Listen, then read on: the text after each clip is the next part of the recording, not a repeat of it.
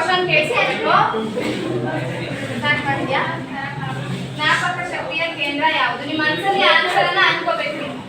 ಜೋರಾಗಿ ಹೇಳೋ ಆಗಿಲ್ಲ ಆಯ್ತಾ? ಮಾನವನ ಮೆದುಳಿನಲ್ಲಿ ಜ್ಞಾಪಕ ಶಕ್ತಿಯ ಕೇಂದ್ರ ಯಾವುದು? ಯಾವುದು? ಮಹಾಮಸ್ತಿಷ್ಕ. ಕರೆಕ್ಟಾ? ಅನುಮಸ್ತಿಷ್ಕದ ಕಾರ್ಯವೇನು?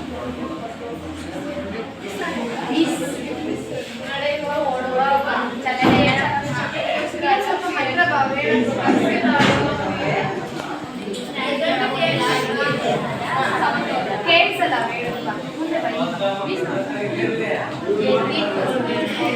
ಎಸ್ ಎಸ್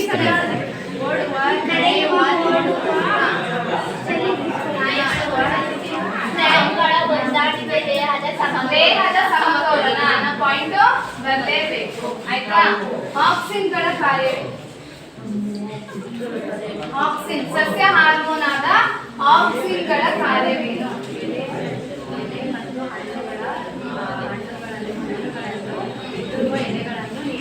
ನೀವು ಇಟ್ಕೊಂಡು ಹೇಳಿದ್ರೆ ಅವೆಲ್ಲರೂ ಕೇಳುತ್ತೆ. ಸ್ವಲ್ಪ ಜೋರಾಗಿ ಎಲೆಗಳು ಮತ್ತು ಹಣ್ಣುಗಳನ್ನು ಉದುರುವ ಎಲೆಗಳನ್ನು ನಿಯಂತ್ರಿಸುತ್ತದೆ. ಆಕ್ಸಿನ್ ಮತ್ತಿಗೆ ಏನ್ ಮಾಡುತ್ತೆ? ಬೆಳವಣಿಗೆಯನ್ನ ನಿಯಂತ್ರಿಸುತ್ತದೆ. ಪಾನ್ಸಿನ ಕಾರ್ಯವೇನು? ಪಾನ್ಸ್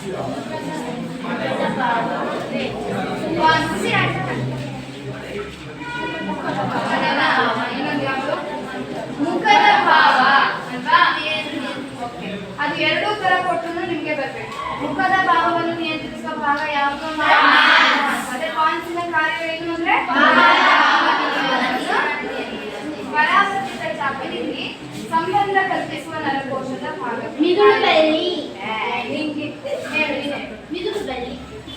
ಸಂಬಂಧ ಕಲ್ಪಿಸುವ ನರಕೋಶ ಅಂತ ಒಂದು ಅದ್ರದ್ದು ಕಾರ್ಯ ಏನು? ಸಂಬಂಧ ಸಂಘಟಿಸುವ ಭಾಗ. ಯಾವುದೇ ಒಂದು ಪರಾವರ್ತಿತ ಕ್ರಿಯೆಗೆ ಪ್ರತಿಕ್ರಿಯೆಯನ್ನ ಮತ್ತೆ ಗ್ರಾಹಕಗಳು ಏನ್ ಮಾಡುತ್ತೆ?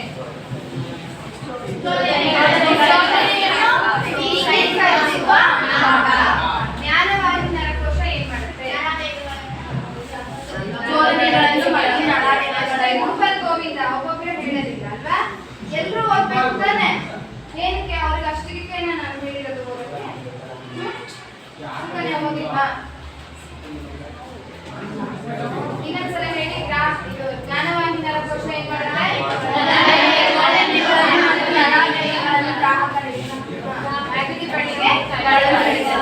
ಮತ್ತೆ ಕ್ರಿಯಾವಾಹಿ ನರಕೋಶ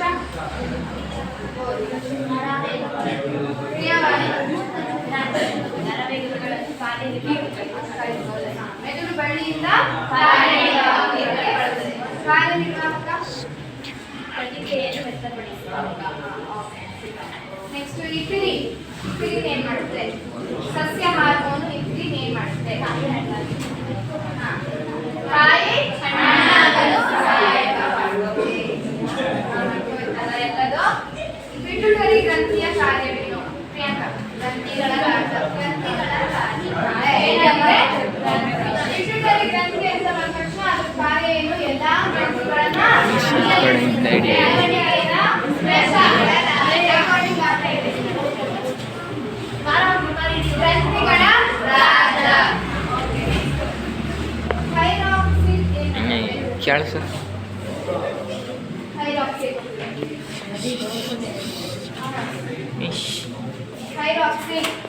ಥೈರಾಕ್ಸಿನ್ ಹಾರ್ಮೋನಿನ ಕಾರ್ಯವೇನು? ಥೈರಾಕ್ಸ್ ಹಾರ್ಮೋನ್ ಬಿಡುಗಡೆ ಮಾಡಿದ ಇದು ದೇಹದ ಚಯಾಪಚಯ ಕ್ರಿಯೆಗಳನ್ನ ನಿಯಂತ್ರಿಸುತ್ತೆ. ಅದರ ಮುಂದೆ ಏನಾಗುತ್ತೆ? ದೇಹ ಬೆಳವಣಿಗೆ ಆಗುತ್ತೆ. ಅದಕ್ಕೆ ಅದನ್ನ ದೈಹಿಕವಾದ ಹಾರ್ಮೋನ್ ಅಂತ ಹೇಳ್ತೀವಿ. ಓಕೆ, ನೆಕ್ಸ್ಟ್ ಮೆದೋಜೀರಕ ಗ್ರಂಥಿ ಸ್ರವಿಸುವ ಹಾರ್ಮೋನ್ ಯಾವುದು? ಜೀರ್ಣಾಂಗ ವ್ಯೂಹದಲ್ಲಿ ಇದು ಎರಡು ತರ ಕ್ವಶನ್ಸ್ ಬರುತ್ತೆ. ಜೀರ್ಣಾಂಗ ವ್ಯೂಹಕ್ಕೂ ಸಂಬಂಧಪಟ್ಟಿದ್ದಾಗಿದೆ, ಗ್ರಂಥಿಗಳಿಗೂ ಆಗಿದೆ ಅಲ್ವಾ? ಇನ್ಸುಲಿನ್ ಎಲ್ಲಿ ಉತ್ಪತ್ತಿ ಆಗುತ್ತೆ? ಮೆದೋಜೀರಕ ಗ್ರಂಥಿ ಕಾರ್ಯವೇನು? ಸಕ್ಕರೆಯ ಇನ್ಸುಲಿನ್ ಅನ್ನು ಬಿಡುಗಡೆ ಮಾಡಿ ದೇಹದಲ್ಲಿನ ಸಕ್ಕರೆಯ ಮಟ್ಟವನ್ನ ನಿಯಂತ್ರಿಸುತ್ತದೆ.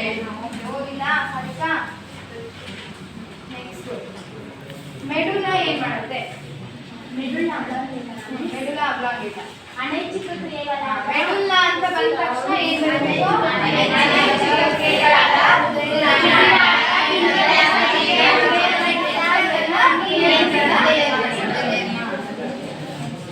ಮಿದುಳು ಬಳ್ಳಿ ತುಂಬಾ ಈಸಿ. ಪರಾವರ್ತಿತ ಪರಾವರ್ತಿತ ಕ್ರಿಯೆಯ ತುಂಬಾ ಈಸಿ ಅಲ್ವಾ ಮಿದುಳು ಬಳ್ಳಿ? 2 ಲೆಸನ್ಗೆ ಬರ್ತದಲ್ವಾ?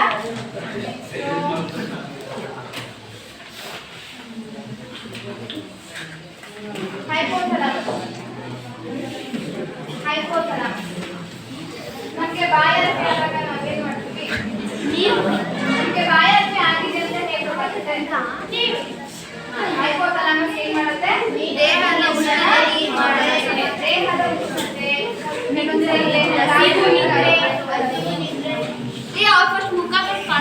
ಹಸಿವು ನಿದ್ರೆ ಝೂಮ್ ಮಾಡಿ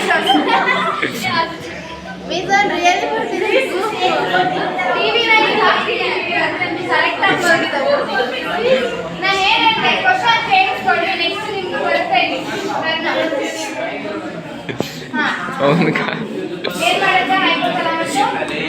ನೀರಿನ ಸಮತೋಲನ, ದೇಹದ ಉಷ್ಣತೆ, ಹಸಿವು, ನಿದ್ರೆ, ಪ್ರಕಾಶ ಅನುವರ್ತನೆ ಅಂದ್ರೆ ಏನು? ಅಲ್ಲೇ ಆ ಪದದಲ್ಲೇ ಆಗಿದೆ ಬೆಳಕು.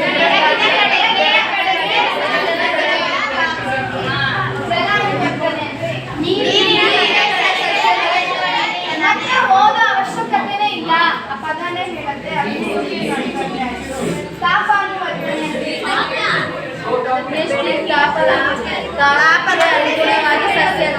ತಾಪನೆ ಅನುಗುಣವಾಗಿ ಸಸ್ಯದ ಗುರುತ್ವಾಕರ್ಷಣೆ ಅಂದ್ರೆ ಏನು? ಗುರುತ್ವಾಕರ್ಷಣೆಯ ಕಡೆಗೆ ಸಸ್ಯಗಳ ಬೆಳವಣಿಗೆ. ಅಷ್ಟೇ ಸಿಂಪಲ್. ರಾಸಾಯನಿಕ ಅನುವರ್ತನೆ ಅಂದ್ರೆ ಏನು? ಯಾವಾಗ ಹೋಗೋದು? ನಾನು ಹೇಳಿದ್ನಲ್ಲ, ಯಾರು ನಾನು ಹೇಳಿದ್ರೆ ಫಾಲೋ ಮಾಡ್ತಾರ ಅವ್ರ ಕಡೆಗೆ ಅಷ್ಟೇ ನಾನು ಗಮನ ಕೊಡೋದು ಅಂತ ನಿಮ್ಮೇಲಿಂದ. ಇವಾಗ ಯಾರ್ಯಾರು ಆನ್ಸರ್ ಹೇಳಿದ್ರೆ ಅವ್ರ ಕಡೆಗೆ ಅಷ್ಟೇ, ಅವ್ರನ್ನಷ್ಟೇ ಮಾತಾಡ್ಸೋದು ಅಲ್ವಾ? ಹಂಗೆ ಮಾಡ್ಬೇಕಲ್ವಾ?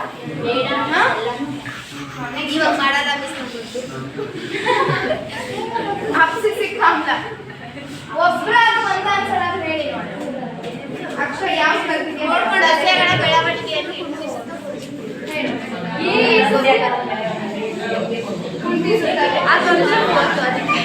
ಅಡ್ರಿನಲ್ ಗ್ರಂಥಿ ಯಾವ ಹಾರ್ಮೋನ್ ಅನ್ನು ಸ್ರವಿಸುತ್ತೆ? ಆ ಪದದಲ್ಲೇ ಇದೆ ಆನ್ಸರ್. ಅಡ್ರಿನಲ್ ಅದನ್ನ ಯಾವ ಹಾರ್ಮೋನ್?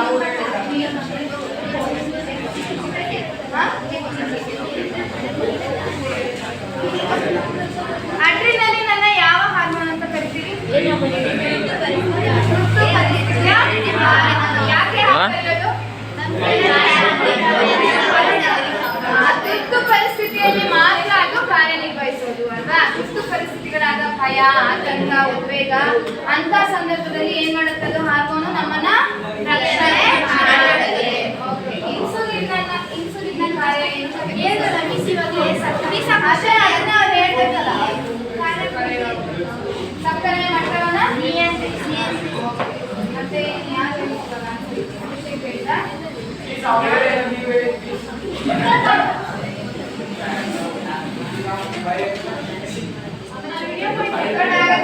ರೆಕಾರ್ಡ್ ಆಗಿದೆ ಎಲ್ಲದು. ವೃಷಣಗಳ ಕಾರ್ಯವೇನು?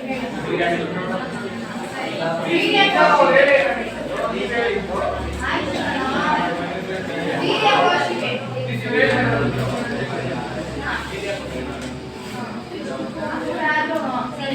ನೆಕ್ಸ್ಟ್ ವೃಷಣಶೀಲ.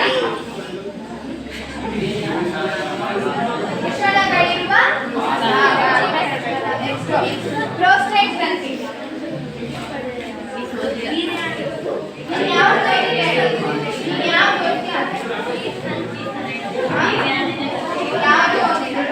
ಅಂಡಾಶಯ ತುಂಬಾ ಸಿಂಪಲ್. ಅಂಡಾಶಯ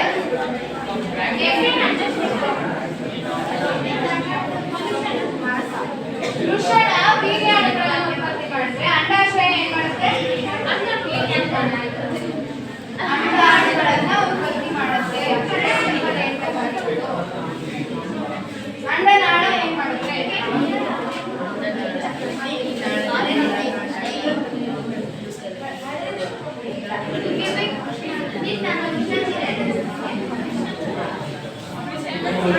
ಸಣ್ಣ